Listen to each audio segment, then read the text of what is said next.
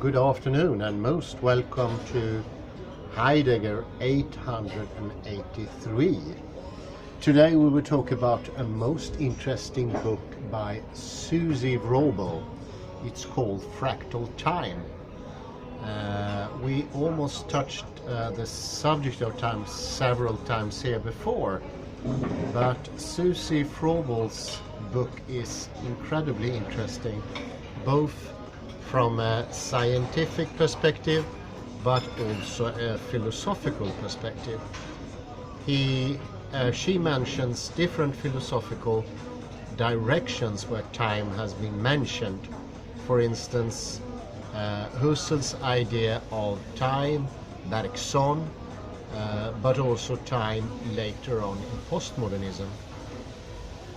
Fractal time is also a scientific take on time that is quite different from what we regularly perceive as being time. It's not so easy to explain, but I'm going to give it a first try from her wonderful book. And I would start just mentioning that fractal time is the equivalence of fractal space. I don't know if you remember fractal space, but fractal space shows that there is a dimension between the dimensions we usually think of. Dimension 1, which is a line. Dimension 2, which is one line there and one line there, what gives us an area. For instance, this one. And then we have 3 dimensions. Then you have breadth, width, and you also have depth. These are the commonly recognized dimensions, but this is not how it looks in topology today. It hasn't been the case since the time of Benoit Mandelbrot. And the interesting thing is that this new time, this more advanced notion of time, is more complicated, but it changes everything within philosophy as well. It's a radical change because how we perceive the now, for instance, we mentioned the now before, it is what's starting the ontology, or rather the ontic movement of existence. So the now and the metaphysics of presence is an absolute necessity for the sort of knowledge we have today. And since we are thinking that knowledge is very low in character, it's not very fulfilling, it's a knowledge that you store away somewhere, it's no actual use for you as a person, it doesn't give you nutrition, and it doesn't make you a healthy individual. It's lacking actually in all those traits that are most important for knowledge. Modern knowledge is just an imitation of something heard or written. I think the most telling example is when I started at university many years ago, and I was sitting in the coffee shop enjoying a coffee bun and something similar, and there was these 2 young girls sitting next to me, and one said, should I go and get some fika? Fika is the common denomination in Sweden for coffee and some piece of bread or candy, could be to chocolate. And the other girl, she answered, no, you are at the university now. You should execute the action of installing a fika at the above side on our table. This is the new knowledge, she said. And I think it was a matter of laughing, but it turned out it was not. The only thing I encountered at the university was new words. Often the professor was sick, he didn't look healthy, or she didn't look to be stable or balanced. All those things that we acknowledge as being knowledge was gone. And the only thing you had to make do with was this, what these 2 girls mentioned, renaming. And Derrida many times mentioned this renaming principle, And that's the new way of making knowledge that's been in effect since the beginning of time, but I would say it has actually progressed. It has its bottom in this fanaticism of the metaphysical presence, and it's a fanaticism that doesn't care about anything. It's almost like a Jesuit on LSD. No matter what, knowledge should not enter this place. Everything is better than knowledge. It should be knowledge that doesn't make you healthy, where you can continue to be unbalanced. It doesn't help you with your career. It doesn't help you with your decisions. It doesn't give meaning to your life. All those things. And that was actually put on a list when I studied practical philosophy that should be about happiness. And the professor just coldly said, "You come to the wrong place if you're looking for happiness." This is a little bit like saying, I am selling you a house, but what I'm going to take away are the roof, the windows, the floor, the tiling, the walls, the staircase, the basement, the kitchen, the bedroom, and so forth and so forth. Everything was taken away that should be knowledge.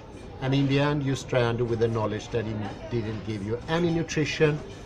And this is what Spengler called a new non-intellectual movement that started, as he thought, at the beginning of the penultimate century, early 19th century.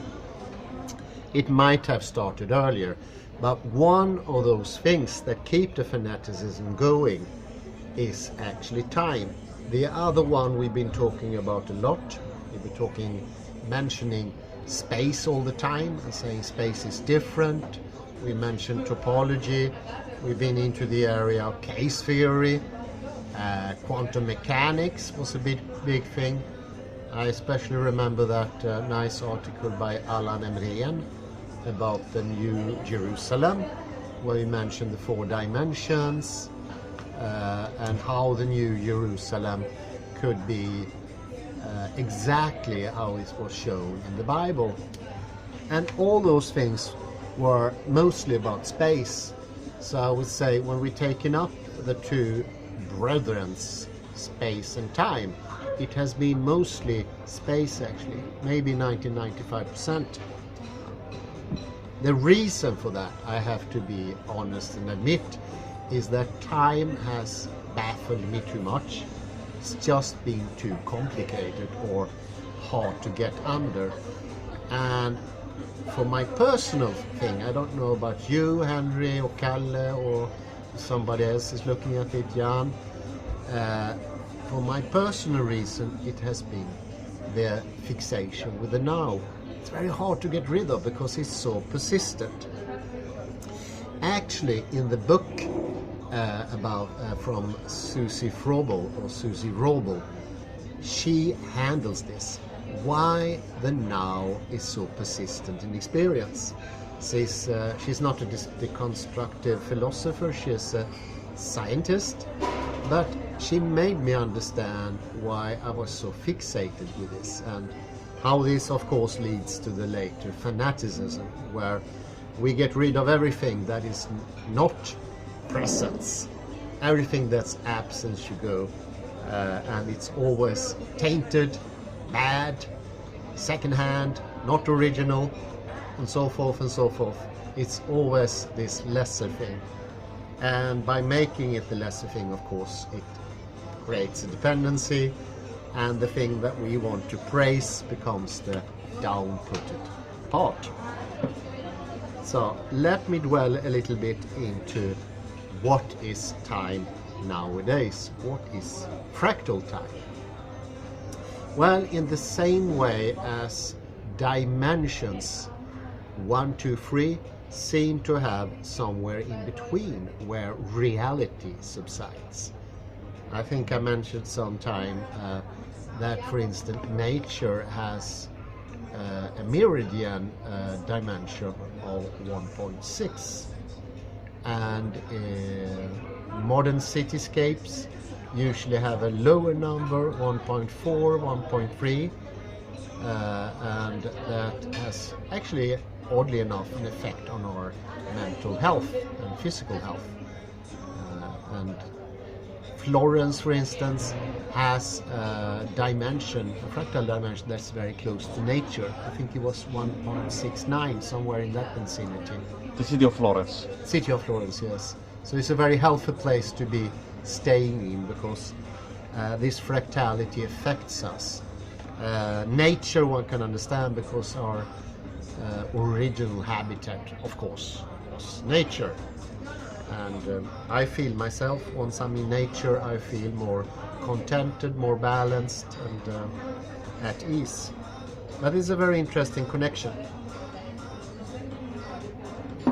Remember Johnson and Lakoff, and also remember the scientist Barbara Tversky that Kalle had connections to. Barbara Tversky and Lakoff Johnson show that our concepts of time usually starts by taking its metaphor or representation from space. Spatiality seems to be first, and then we construct our time on the basis of our perception of space. A very common thing in Western time is that in front of me, like walking on a path, is the future.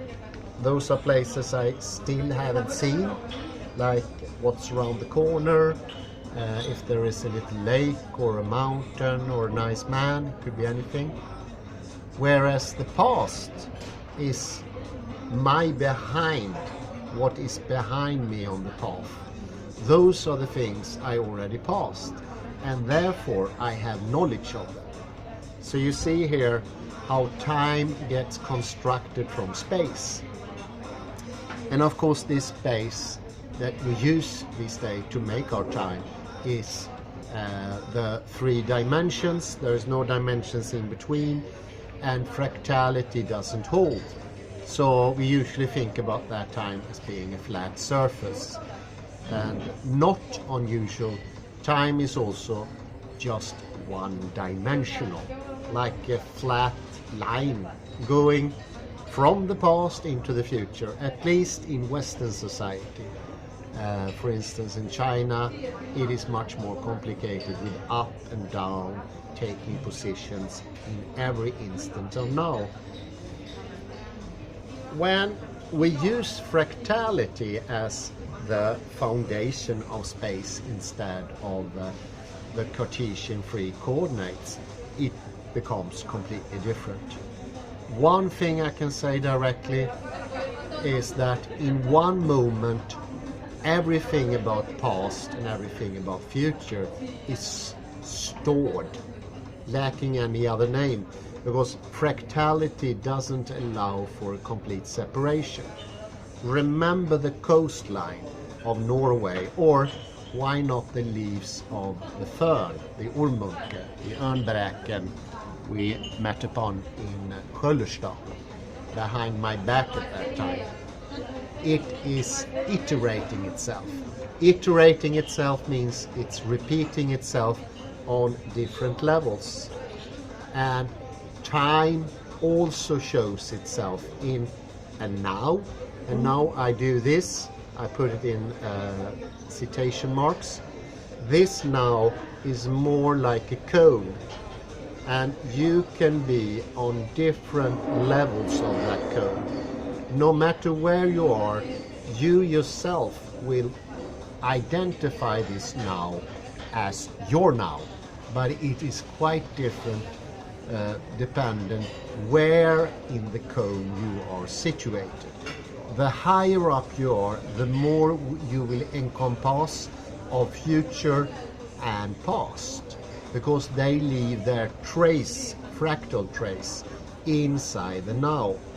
It is self-contained, but not in that limiting sense, because fractality, no matter what, it repeats itself, and that means that the same information, so to speak, there you can find in the future are also in the present and in the past.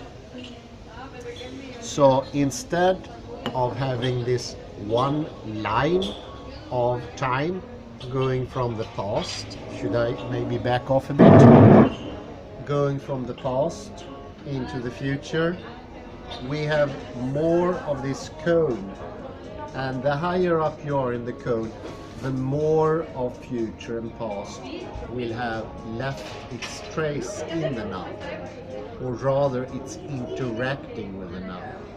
And we are all at different, it's called gradations of this cone, and no one is situated in the same place, but it's, so to say, the same cone. And that is what makes now being something we share, but it's still very different depending upon how much of the past and the future, so to speak, that we take in. And this is actually similar to fractal space. Fractal space is in there is an activity in the subject in the idea of fractal space. It's depending how much we are taking in of the fractal space. The more we take in, the more we get. It's not a passive space. And that has to do with the very weird nature of fractality.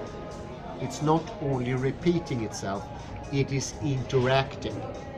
And then you actually, when as I mentioned so many times before, almost on the verge of being boring, I can imagine, when we take in more space behind, we get literally more space. This is not a metaphor for being more inside of a static space. When it comes to fractal space, this is completely literal.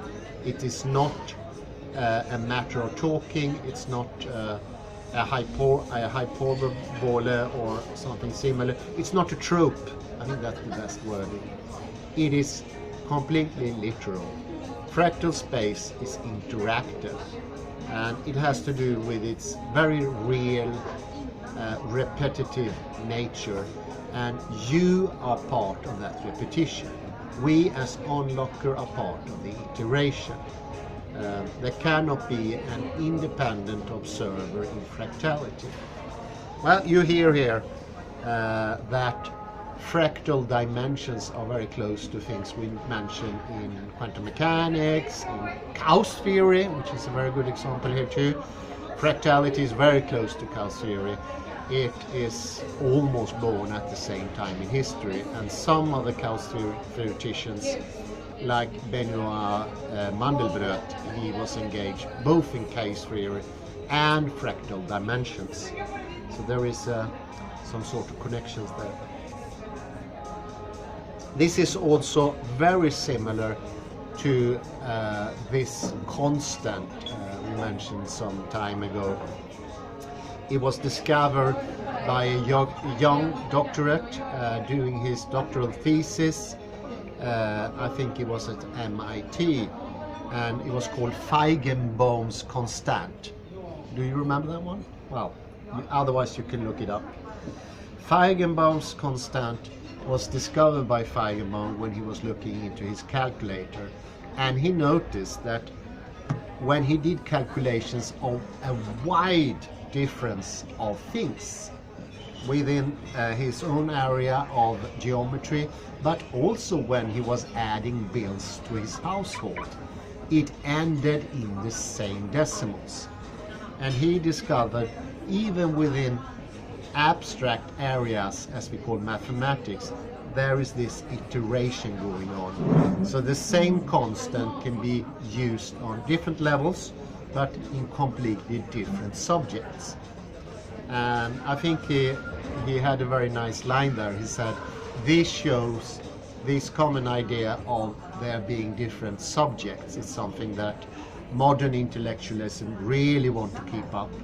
That if you go into the university base, as I did yesterday, it was at least 200 different subjects to choose in between. And this is part also mentioned by Spengler, part of the new non-intellectual tradition, and it's the idea that there is a separation between subjects.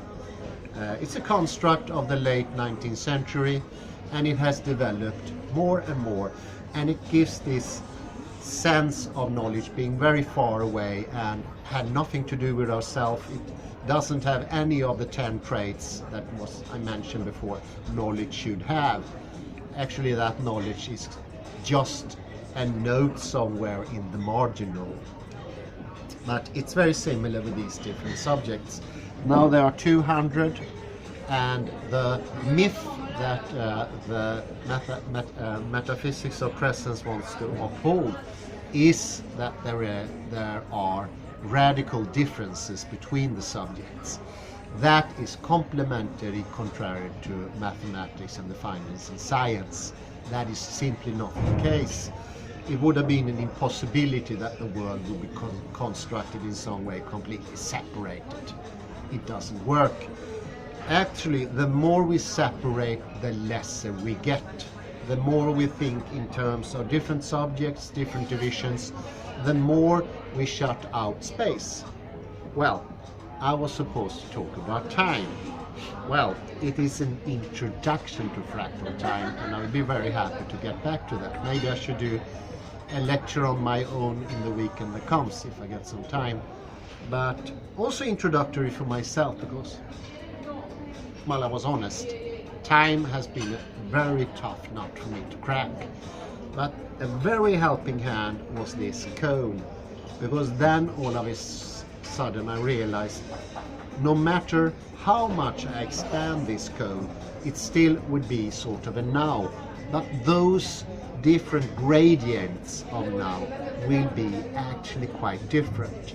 There will be more encompassing. And this is how I started to get my first grip on that time. And well, I had big hopes for that. I had it when I woke up this morning. It could be that once we start to understand how time works in the metaphysics of presence, it will be much easier also to lock up space and knowledge. I think we might need all three of these factors to lock up the Gordian knot, or whatever you call it, or the mechanical puzzle of metaphysics of presence. Fractal time is just like fractality itself. It reflects in each other, and there is always some sort of echo going on between past and present and future. There are no clear distinctions. That doesn't mean that you can't make distinctions, but when you do the distinctions, you do it together with time itself. It is not happening by itself. And I think this actually, thank God, this could be a good explanatory power.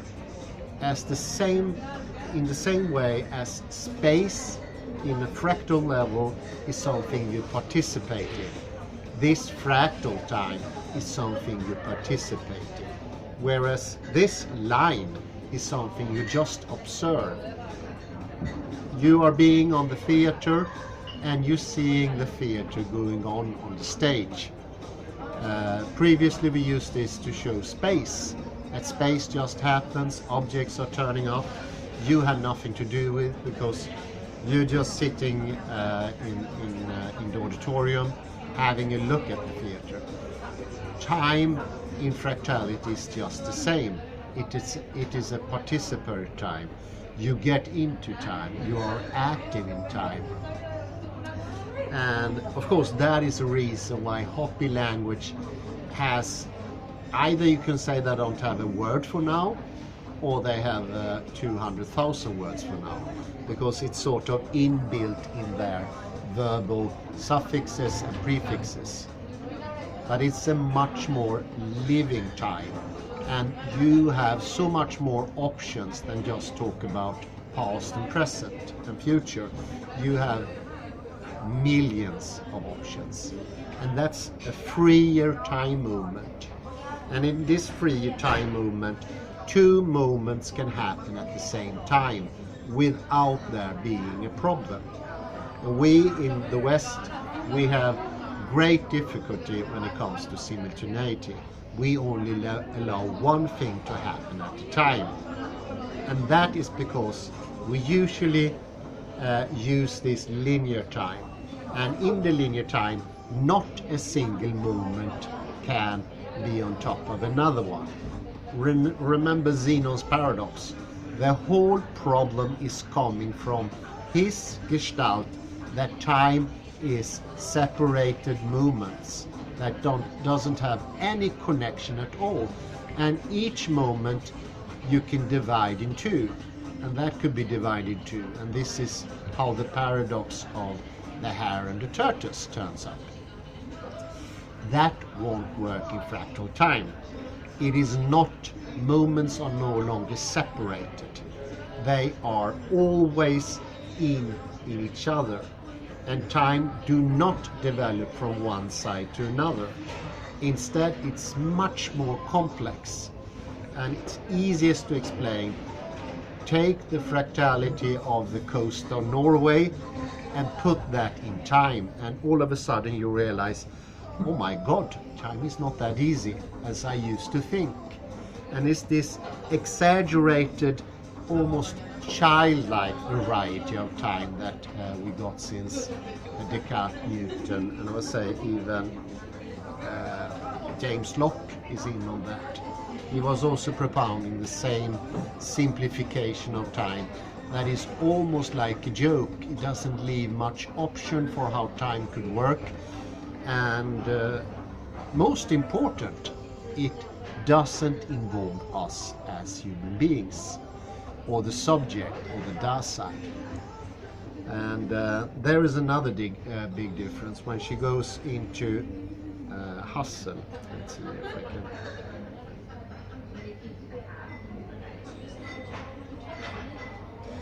When you come into Husserl, he speaks about now, and what he talks about that time has length.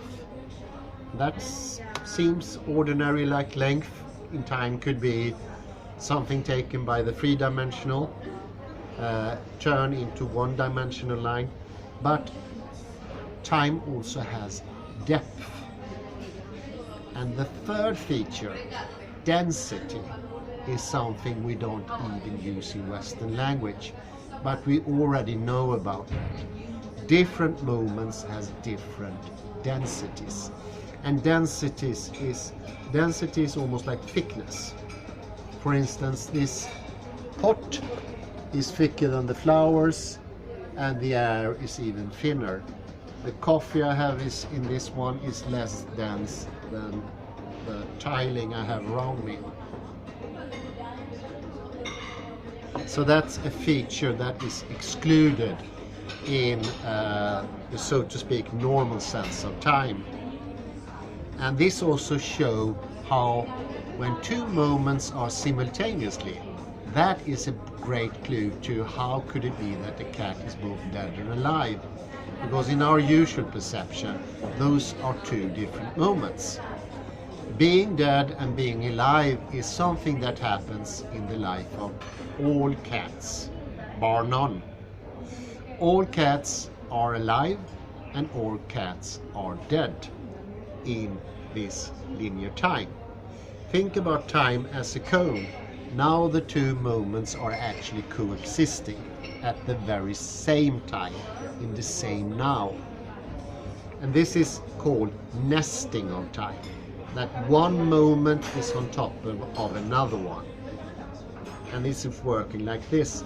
And it also means that there is greater connection between a moment that is more absent and a moment that is more present. And when you look at the lively cat, you can say, well, it bears some resemblance also to the dead cat. And that is absolutely true in fractal time. It's a codependency, it's co-joint. And now you see here how it's possible that a wave, for instance, when you look at the wave fractality, it can contain an infinity of information, and that is because of its fractal structure. And that also means that the movement I do is so complicated fractality wise that it would take an eon of the most grandest computer just to calculate it. It has to do with the fractal nature of space itself. And that means that time can inform a lot more to existence than we thought before. This very model blocks out a lot of time's presence. And a little bit, this is what Bergson was talking about now, when he was saying, in the moment we are both projecting and antajecting. I forgot what the antajecting was really called, but it is that we are showing our intention into the past. Also, that's something that goes well with fractal dimensions and quantum mechanics. Remember, in quantum mechanics, time can be changed. The past can be changed, something that was shown on the two islands of La Gomera and Gran Canaria, if I don't misnow myself. It was an Austrian physicist who did this experiment, and I think his name began with a Z. I'm not completely sure. Well, it's time to get into script.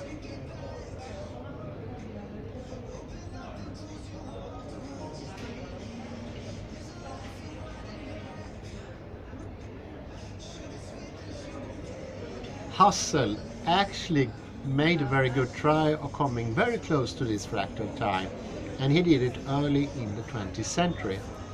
So he did not want to have this division, obviously, because he was the starter of phenomenology.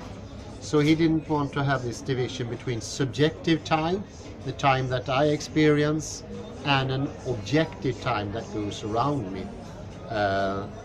Something that people usually rather badly call clock time. He wanted those to be the same thing.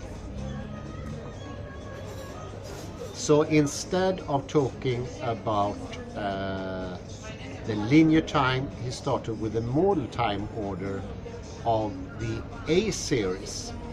And this was supposed to show that it was unnecessary to draw upon an objective time. Sorry. Just give me a moment there. Husserl made his own time, and he wanted to combine objective time with subjective time.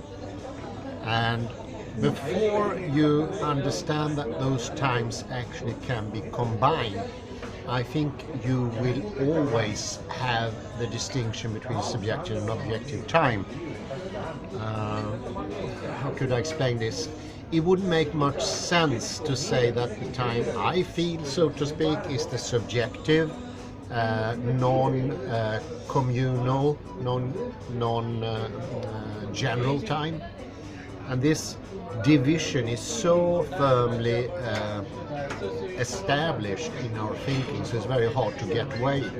And I realize now this was one of the stopping points for me to understand time. That's why I didn't want to touch it, because how on earth can you explain to someone that well, your subjective time is not the objective time? Obviously it is not, in some sense.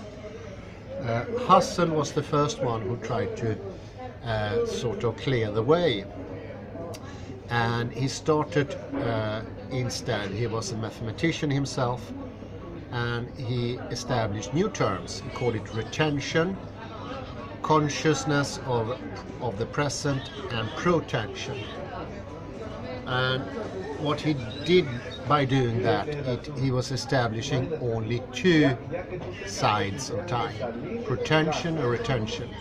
Retention was the one that had to do with regulating, ordering, and sequencing moments in different ways, whereas protension was more about planning but it was very close to having intention, wanting to do something. And consciousness of the present, that was consciousness itself. And that could be both about retention and pretension. And oddly enough, this is very similar to how we understand time in neurology, where time is maybe the most important dimension to understand how we make up experience. And they have similar things there, because talking about future and past wouldn't make any sense from a neurological perspective. It has historical tradition only in the Western culture, and when we speak about neurology, it has to be for, well, at least the majority of human beings. And that would leave out people from the Hopi Indians to the Australians to the Chinese. Everyone would be let out of this picture if we just have future, present and past. The consciousness of the present represents a potential accumulation point of all retentions and pretensions. You see, this is almost similar to the cone. When both retention and pretension comes into the picture, this is a cumulative effect. So maybe one could say, in Husserl's eye, you either was thinking about sequencing what has happened, or you were planning what you were going to do. And it existed nothing like a thin line anymore, where you just looked at things. And this is exactly very, very close to how Husserl usually understood things. He didn't like the idea of now just passing along like this and creating objects all over the world in a static fashion.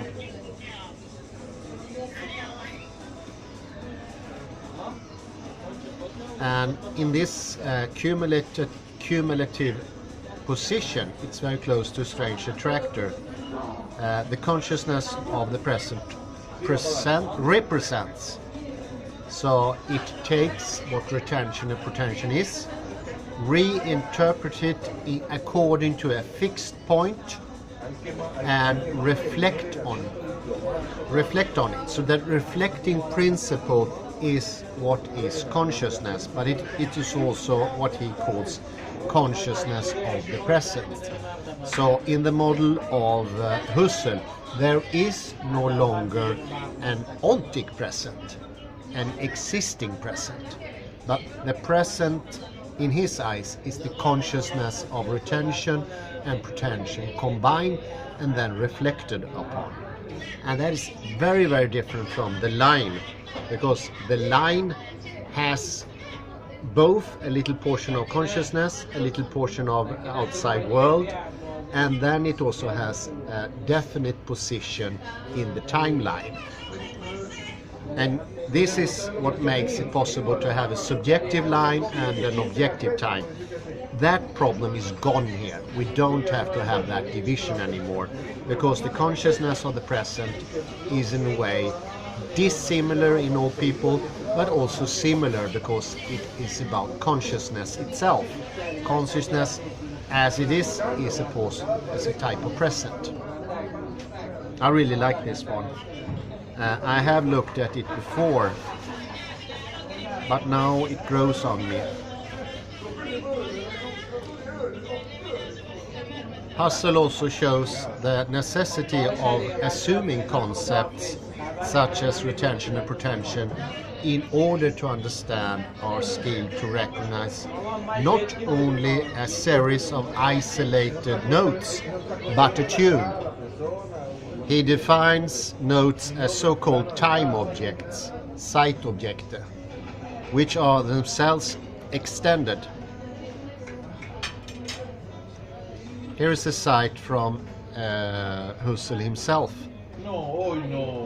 We refer to objects as time objects in the special sense, when they are not only units in time, but also contain temporal extension within themselves.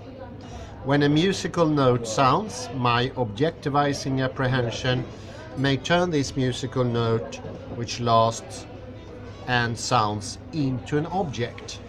That's reflecting upon the music. But it cannot do so with the duration of the musical note or the note in its duration. That is impossible. This note is as such a time object. The same is true for a tune, for any kind of change. Let us consider the example of a tune or an uninterrupted section of a tune. At first, this seems to be a simple matter. We hear the tune, while the first musical note sounds, the second comes, and then the third, etc. This is how a melody is built up. It's several notes coming one after the other one. Have we not to say, when the second note sounds, I hear it, but I no longer hear the first one anymore, etc. I do not then in truth hear the tune, but I only hear the individual present note. The fact that the section of the tune which has been played is objective to me, I owe. One is inclined to presume that that was all I owe to the anticipatory expectation. The note begins and stops, and its entire unity of duration, the unity of the entire process in which it starts and ends, shifts after the ending into an ever more remote past. In this receding motion, I still cling to it. I have a retention. As long as it lingers, it has its own temporality. It is the same. Its duration is the same. Look at it like this. You have a melody, it's 3 minutes long. It has a beginning, it has an end. In every now, especially if you look at the Cartesian now, you will only have one note. Is that clear? You only have one note. That means that the Cartesian notion of time doesn't allow for a whole melody, which is nonsense. Of course you have the whole melody. What happens is you either having retention or protension. After the first note comes, you retain it. And then you also have a protension for the next note. Protension in this case is an intentional expectation for the next note. When there is a music in the background, if I listen carefully, I will have a protension for the next note. I can also be surprised. The melody can go some other way, but usually it doesn't. This protension is also the repetition within the melody. All melodies have an iterative character. They are all fractal, otherwise there wouldn't be at least Western melodies. So this is just brilliant, beyond belief smart. In this case, we don't need to have any present. Present is unnecessary.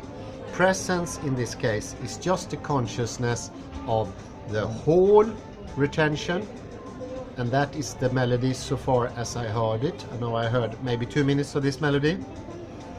And the protension, and protension is what I assume to be the rest of the melody, and also very educated guesses what will come next. And you always have that. That's part of appreciating music. Otherwise it wouldn't be music, it would just be noise. And there is a big difference between noise and music. So there's two criticisms underlying this against Cartesian time. And according to Cartesius, we could not understand the whole melody. We can only have one note at a time. The second one, we could never make a distinction between noise and music. And there are hardly any human beings who can't do that distinction. It comes really easy. And odd, I can add that even animals can make that distinction. So there's two great negatives when it comes to Cartesian time. But it also shows here the complete unnecessity of having a timeline and the now that walks around like this. It actually doesn't make any sense. And here you can hear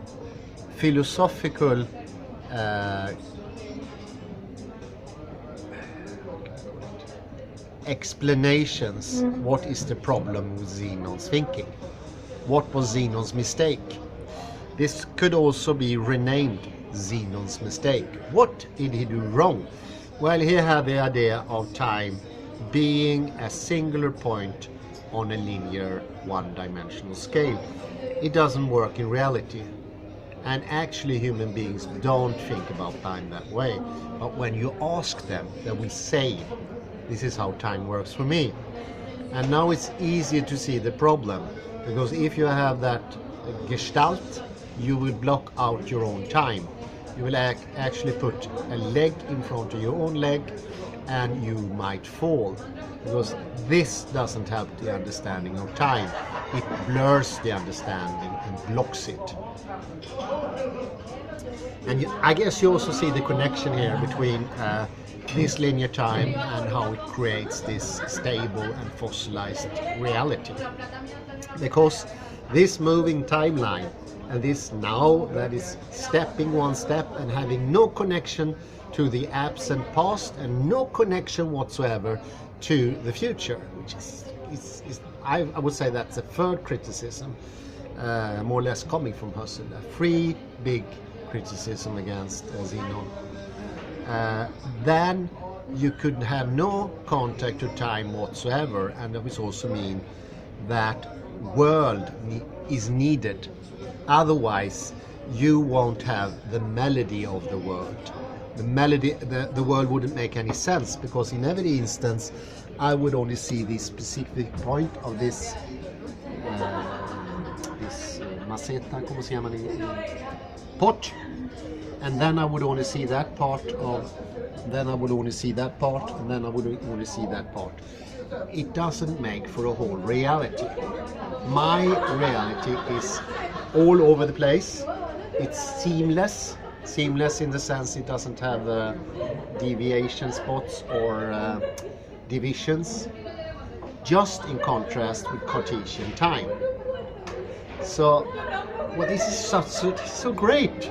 These are helping actually the lockdown, the stuckedness in time. It's starting to clear up now. I already feel some sort of liberation.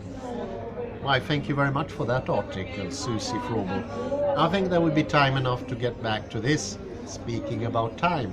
My pretension is I'm going to end this video soon. It's a pretension, and pretension also includes my intention of ending this and having a smoke outside. But I still retain the whole lecture I had, and also the little conversation I had by the coffee shop around the corner here, and the interesting things that came up there.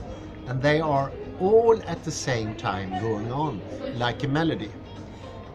When I say melody, also remember most melodies, even that one that's playing in the background here, how many lines does it have? Take a guess, Kalle. Lines, like song lines. How many levels? I'm not a musician. 3. It's 7, actually, 7. But if you listen to Bach, you will find maybe 30, 40. And they are going on at the same time. And they also have different rhythms. This one doesn't have so many different rhythms, because if they had 30 different rhythms or lines, melody lines, I could not have this lecture at the same time. We're having to listen only to that one, because it sucks up so much awareness. That's why it's very hard to listen to Bach and have a lecture at the same time. I find it's very hard to listen to Bach and drive in the car. It's too much to take in at the same time. And I think that's a very good analogy for Husserl as well. Add the different levels, and they are going on at the same time. So you're presencing now this consciousness that actually in Husserl is you reflecting from a single point that you make up yourself on the retention, on the pretension, also have different levels, melody lines. Excellent example. Thank you very much, and have a very pleasant afternoon. Thank you.